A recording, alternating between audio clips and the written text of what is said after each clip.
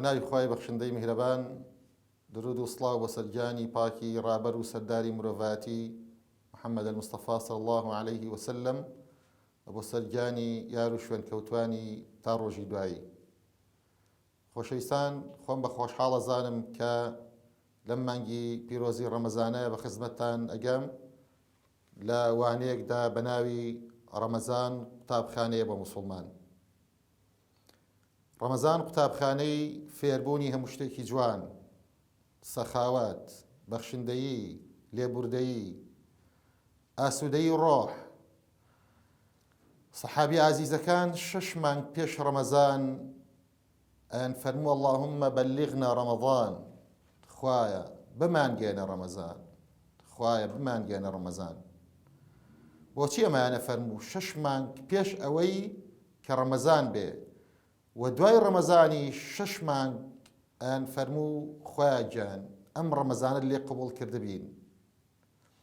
ئەم قوتابخانە گەورەیە فێری دنیایەک دەرس و دنیایەک لە حکمت و دنیایەک لەوانەی گەورە گەورەمانەکە. ئەم مانگی پیرۆزی ڕەمەزانە خەرمانێک لە توێش و ئەتوانین کۆ بکەینەوە بۆ ڕۆژێک کە هیچ شتێکی تر فریامان ناکەوێ تەنها ئەو توێشۆ نەبێ کە لە قیامەتا کۆمان کردوتەوە. بۆیە هاوڵانی پێغەمبەر صلی الله عليه وسلم جوان تێگەیشت بوون کە ڕەمەزان چ مانگێکە. جوان تێگەیشت بوون کە ئەم مانگە جایە لە مانگەکانی تر. ئەم مانگە عیبادەت تایە مزاعەفە، واتە چەندان و چەندان پاداشت و خێرت بۆ نووسێ. قوتابخانەی زیادکردنی خەرمانی توێشوو. بۆچی؟ چونکە شەیتانەکان کۆت و زنجیر ئەکرێن. هەموو دەرگاکانی باش ئەکرێنەوە بۆ ئەو کەسانەی دەرگای دڵیان ئەکەنەوە لە ڕەمەزانە، بۆ ئەو کەسانی کە ڕۆحیان ئاوێتەی مانگی ڕەمەزانەکەن. بۆیە مەولانای ڕۆمی ڕەحمەتی خوای لێبێ فەرمێ عیبادەت فەلسەفەی عومرە، هەتاکو ماوی وریابە، خەریکی تەسکیەی نەفس و ڕەفیقی ئەهلی تەخوابە. بۆیە زۆر مهمە عیبادەت بکەینە فەلسەفەی تەمەن ئەم عومرەی کە لەم سی ڕۆژە بەڕێەکەین. هەندێک ڕق و هەندێک کینە و هەندێک تاوان ئەو تاوانانەی کە کردومانە پەشیمان بینەوە لێی. هەوڵ بدەین لە ڕەمەزانە ئەمەندە کردەوەی باش بکەین هەموو تاوانەکانی پێش ڕەمەزانمان بسڕێتەوە. وەکو پێغەمبەری خوا صلی الله عليه وسلم ئەفەرمێ هەر کەسێک ڕەمەزان بەباشی بگرێ غفر له ما تقدم من ذنبه. ئەو تاوانانەی کە پێشتر پێش ڕەمەزان کردوونی ئەوە خوای پەروەردگار لە ڕەمەزانە لێی خۆشە بێ. کەوابوو وەکو پێغەمبەری خوا صلی الله عليه وسلم سلمانی فارسی ئەجێڕێتەوە ئەفەرمێ پێغەمبەری خوا درودی خوای لێبێت لە ئاخری مانگی شەعبانە وتارێکیەدا ئەی فەرموو ڕەمەضان ئەوەله ڕەحمە وأوسطه مغفرة وآخره عتق من النار. بدايتي مانجي رمضان مانجي رحمته، مانجي لي خوشبونه، أي خوش حالي بو كسي، خوش بختي بو كسي لبدايتي رحمتي مانجي رمضان خوي حازرك بوي أو رحمتي خوايا برجي بسر أوا بوي لنا وراسي وأوسطه مغفرة ولا لا لا ناوڕاستی مانگی ڕەمەزانە خوای پەروەردگار ئینشاءڵڵا لە هەموو تاوانەکانمان خۆش بوو بێ و لە کۆتاییشان نەجاتمان بوو بێ لە ئاگری دۆزەخ کە هەموو ئیشەکانی ئێمە و کۆی ئیشەکانی ئێمە بۆیە خوای پەروەردگار بمان بەخشێ لێمان خۆش بێ لە ئاگری دۆزەخ دوورمان خاتەوە. بەڕێزان ئەمە بەچی ئەبێ؟ ئەمانە بە تەوبە و ئیستیغفارە بێ.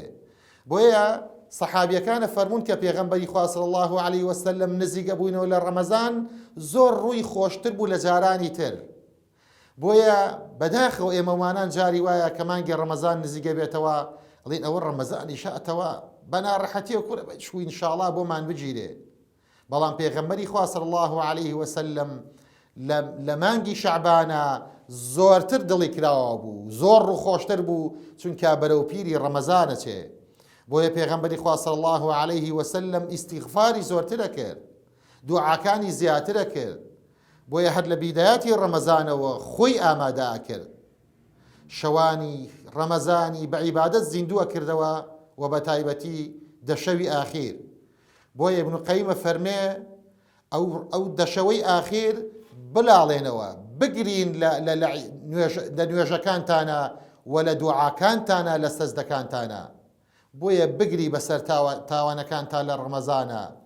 بۆیە کە پێغەمبەری خوا صلی الله عليه وسلم فەرمێ أقرب ما يكون العبد من ربه وهو ساجد. لە سەجدەکانە بگری با فرمێسک بێتە خوارەوە بە چاوەکانتە بۆی خوای پەروەردگار ئەم فرمێسکانە بکاتە مای لێخۆشبوون، بکاتە مای ئەوەی کە تاوانەکانمان بسڕێتەوە. بۆیە بەڕێزان ڕەمەزان ئەبێ فێری ئەوەمان بکا لەم قوتابخانەیە کە هەرچەندە ئینسان تاوانی زۆر بێ ڕەحمی خوا زۆر لەوە زۆرترە. قورئانە فەرمێ خوای پەروەردگار قل يا عبادي الذين أسرفوا على أنفسهم لا تقنطوا من رحمة الله إن الله يغفر الذنوب جميعا. أي أواني تاوان تانزورا، أي أواني ناؤمد مبن لبخشندي إخوة، ناؤمد مبن لرحمة إخوة، چونك الرحمة إخوة زور لتاوان كان إيوة قولتنا. إن الله يغفر الذنوب جميعا إنه هو الغفور الرحيم. بتأكيد پروردگار تواني الهمو تاوان كانت خوش به، بتأكيد أجر براسي بقرينه ولا خواي پروردگار غفر له ما تقدم من ذنبه. خواي پروردگار لهمو تاوانا كان من خوش به. كوابو براسي مانجيكا زور فرصتك أم مانجا لدس ندين. بوي براسي إيمن لم دنيايا كتاوان أباري كهيج كسيقنية تاواني نبي. بوي للرمزانا براسي أم تاوانا پشیمان بيني ولي بوي خواي پروردگار لتاوانا كان من خوش به. ئەم بازاڕی دنیای بەڕێزان ڕۆژێک دێ نامێنێ، ڕۆژێک دێ ئەپێچرێتەوە. بۆیە شاعیر دەڵێ ئێوارەی ژین بەسەردا هات ناچاری بازار هەڵبگری، بەرەو ماڵی گۆڕی تارت بە تەنها ملی ڕێ بگری. ئێوارەی ژین بەسەردا هات چۆن ڕۆژێک کە بەیانی ئەبێتەوە تەئکیدی ئێوارە دێ. خۆ ئەم ڕۆژە 50 سەعات نییە، تەئکیدی هەر 24 سەعاتە و بە تەئکید ئێوارە دێ. ئەم ژیانەش بە تەئکید کۆتایی دێ، هەروەکو ڕۆژێک وایە کە ئێوارە دێ ئەم دنیایش ئێوارەی بەسەرا دێ و نامێنێ. ئێوارەی ژین بەسەردا هات ناچاری بازار هەڵبگری. ئەم بازار و خواستەی ئێمەمانان دامان ناوە ئەم بازارە ئەپێچرێتەوە. بۆ کوێ؟ بەرەو ماڵی گۆڕی تارت بە تەنها ملی ڕێ بگری. ئەزانی بۆ ناو گۆڕە ڕۆی لەگەڵ کێ؟ لەگەڵ چه هاوڵێکتا؟ سەفەرەکەت چێت لەگەڵە؟ خۆت، تەنها و تەنها خۆت و کردەوەکانی خۆت بە تەنها ملی ڕێئەگری. کابوو بە تەنها ملی ڕێئەگری گوناهت کرد تامی ڕۆیی. گوناه هەرەوەیە کە ئەو کاتێک کە ئەیکەی شەیتان پێ دەکا تامەکەی ڕوا. ئەی کە گوناهت کرد تامەکەی ڕۆی چاوەڕێی چی؟ سزاکەی وا چاوەڕێتە، سزاکەی لە قیامەتا چاوەڕێتە. گوناهت کرد تامی ڕۆیی سزاکەی وا چاوەڕێتە. ئەی چی بکەین ئێستا کە گوناهمان کردووە؟ دە فرمێسکی پەشیمانی هەڵوەرێنە هەتا ئەمری. ئیتر فرمێسکی پەشیمانی هەڵوەرێنە لە ڕەمەزانەیە. بەشکو خۆی پەروەردگار بەزەیی پیاتا بێتەوە، خۆی پەروەردگار لێت خۆش بێ. دە فرمێسکی پەشیمانی هەڵوەرێنە هەتا ئەمری. سەرنگوێلکی گوناهکاریت وەک ڕوندوو هەرەسیێنە. ئەمە نەمان گوناه کردووە، ئەوە نەمان تاوان کردووە. وەکو ڕوندووی بەفر چۆن هەرەزێنێ خەریکە دامانە پۆشێ و هەرەز بێنێ. سەرنگوێلکی گوناهکاریت وەک ڕوندوو هەرەسی هێنا.